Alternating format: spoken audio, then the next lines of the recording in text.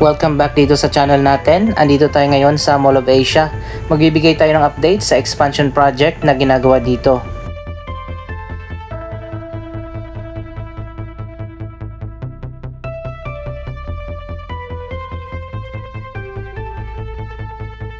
Nakatayo na dito sa SM Mall of Asia Complex ang mga e-com buildings.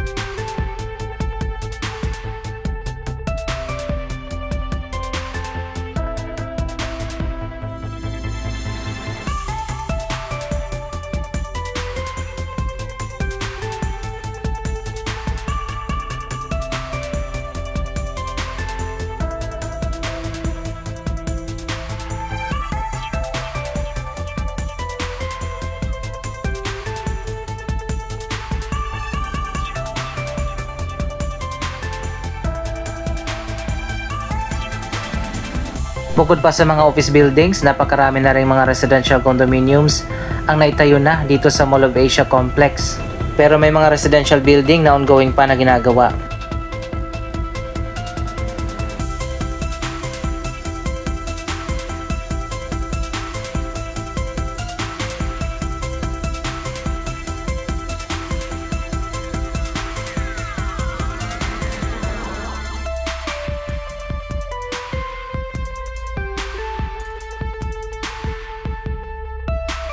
Tatlo na ang mga hotel dito sa Mall of Asia Complex.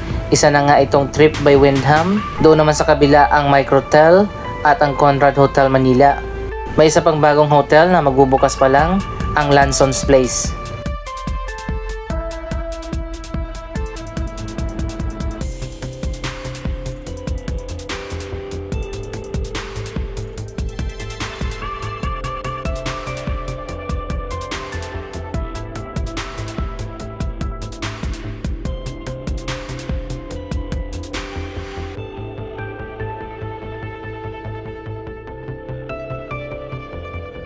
Patuloy ang pagdami ng mga developments dito sa Mall of Asia Complex.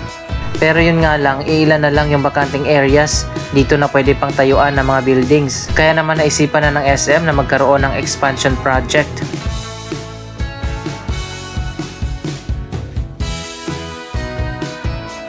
Mga international companies ang naka-occupy ngayon dito sa mga e-com buildings katulad ng Amazon, Visa, Telstra at mga kilalang BPO companies katulad ng Concentrix, Alorica at marami pang iba.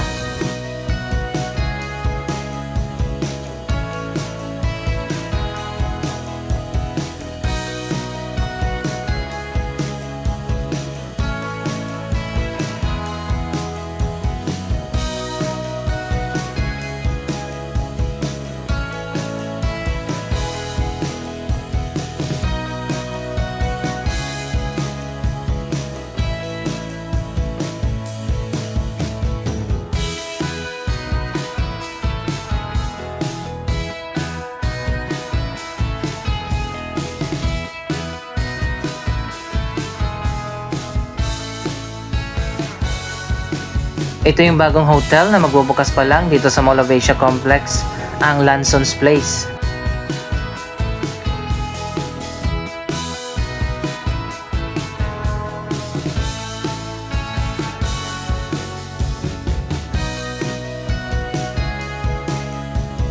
Meron pang malawak na area dito sa likod ng mga e-com buildings. Ito na lang yata ang natitirang bakante dito sa Mall of Asia Complex.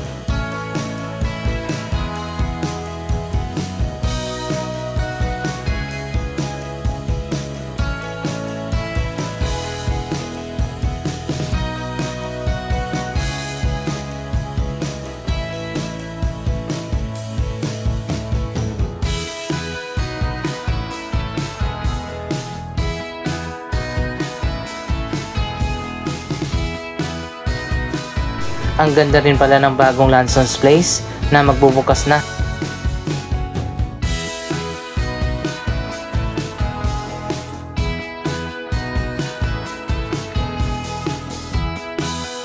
May good news pala tayo para sa mga nakasubaybay sa Mall of Asia expansion projects. Muli nang pinayagan ang SM Prime Reclamation na ituloy na at tapusin ang paggawa ng isang man-made island dito.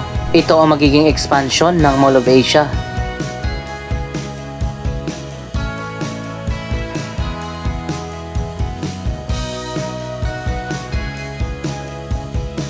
So ayan guys, makikita naman natin, nagsimula na ulit ang pagtatambak ng lupa at buhangin para sa itatayo na island na may lawak na 360 hectares.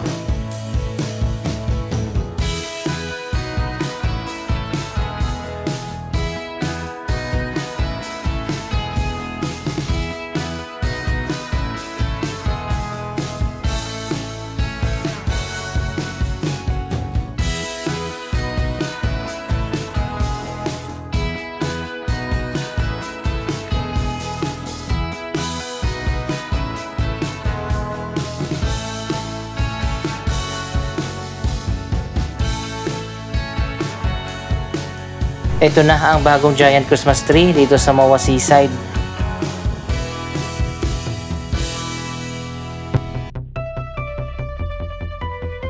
Ongoing pa rin ang ginagawang expansion ng Mall of Asia. Dito sa North Wing sa likod, magkakaroon pa dyan ng bagong Sky Garden at ang football stadium.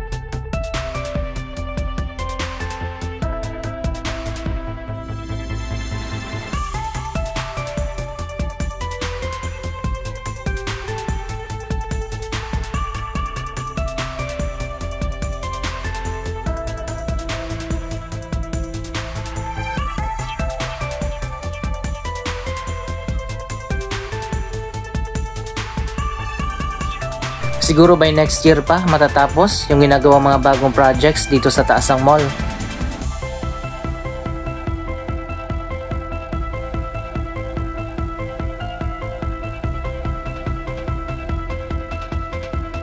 Punta naman tayo doon sa Sky Garden. Tingnan natin ang latest na development sa bagong Sky Park na binuksan na noong nakaraang buwan.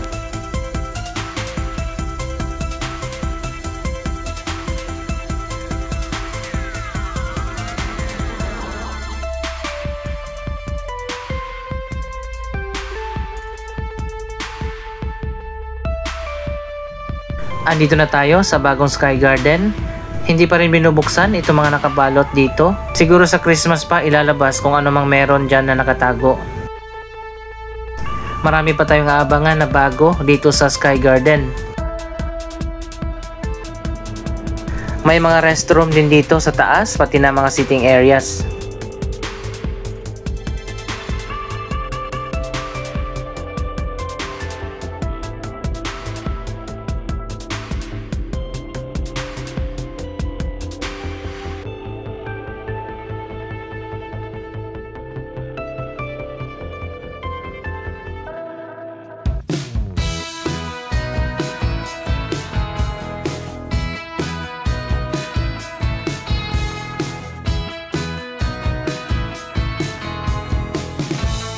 Punong-puno na ng iba't ibang Christmas decorations ang Sky Garden.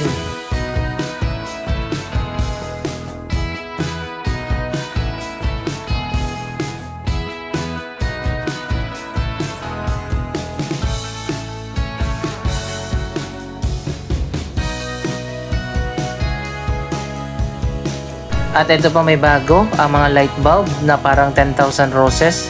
Maganda siguro dito sa gabi kapag umilaw na.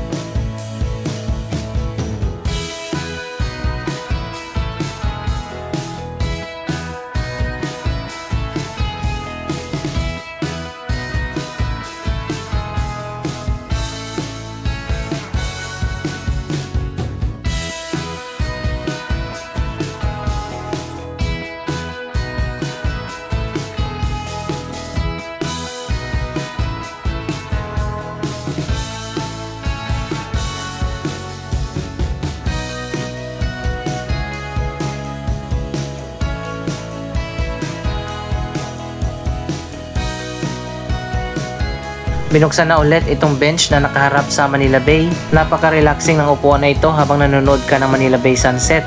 Pwede kang nakahiga.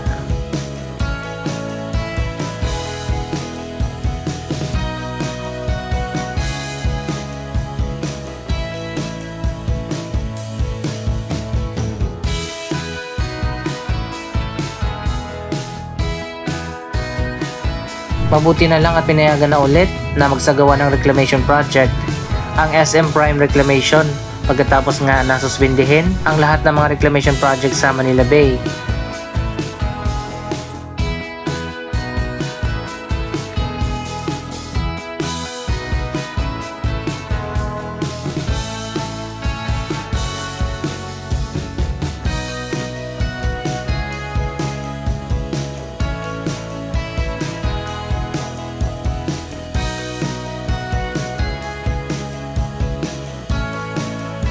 At syempre pa hindi mawawala ang giant Christmas tree. Napakaraming malalaking Christmas tree dito sa Mall of Asia. Meron doon sa seaside, dito sa Sky Garden, pati na sa loob ng mall.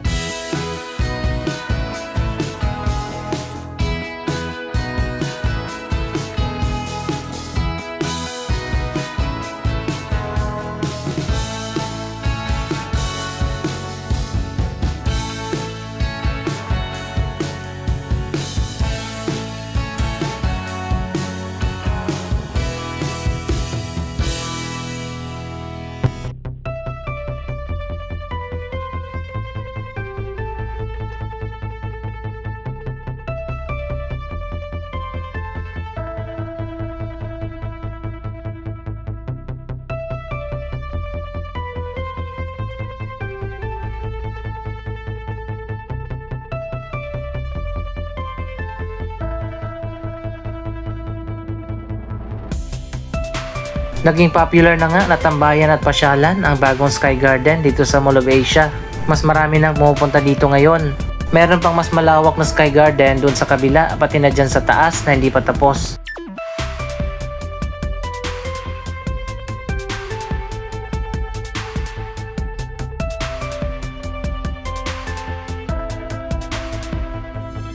May light tunnel na rin pala na inilagay dito. Mas maganda yan sa gabi kapag umiilaw na.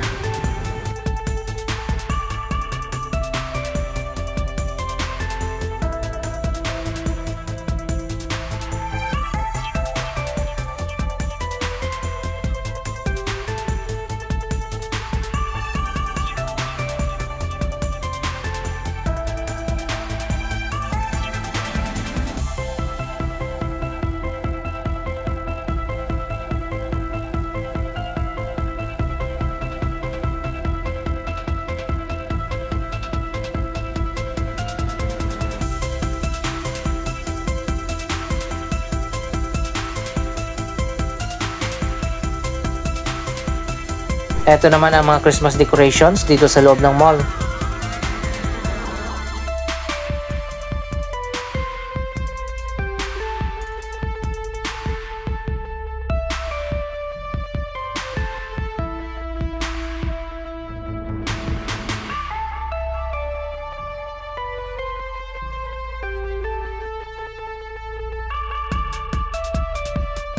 At finally, dito sa harap kung saan patapos na ang ginawang expansion sa north wing ng mall, ayan mukhang ilalagay na ang bagong logo.